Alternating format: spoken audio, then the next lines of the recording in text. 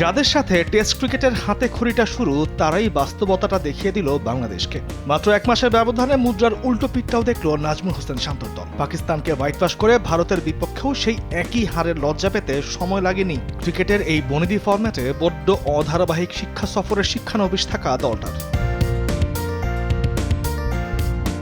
টেস্টের শেষ দিনটা এক প্রান্তে আগলে ছিলেন সাদমান, অপর প্রান্তে চলেছে যাওয়া আসার মিছিল। সাত সকালে প্রথম ইনিংসের সেঞ্চুরিয়ান মমিনুলকে দিয়ে শুরু।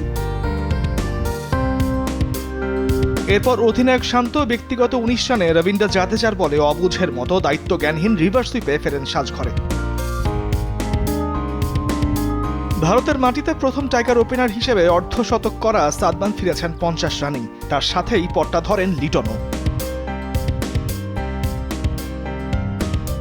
সাকিব হয়তো নেমেছিলেন ক্যারিয়ারের শেষ টেস্ট ম্যাচে ব্যাট হাতে, তাই বল সময় কিছুই নষ্ট করেননি। জাদেজার হাতে বল তুলে দিয়ে ফিরেছেন সাজঘরে রানের খাতা না খুলেই। মেহেদী মিরাজও ছিলেন আজ বেশ তাড়ায়। শেষ ব্যাটার হিসেবে মুশফিকুর রহিম যখন ব্যক্তিগত দ্বিতীয় সর্বোচ্চ ৩৭ রান করে বুমরার তৃতীয় শিকার হন, তখন বাংলাদেশের স্কোরবোর্ডে ১৪৬ রান, লিড মাত্র ৯৪ রানের। ইনিংসের ৭ ব্যাটার ফিরেছেন এক অঙ্কের রান করে। ৯৫ রানের মামুলি লক্ষ্য তাড়া করতে নেমে ভারতীয়দের ঝড় থামান মেহেদী মিরাজ হার্ড হিটার রোহিত শর্মাকে ফিরিয়ে।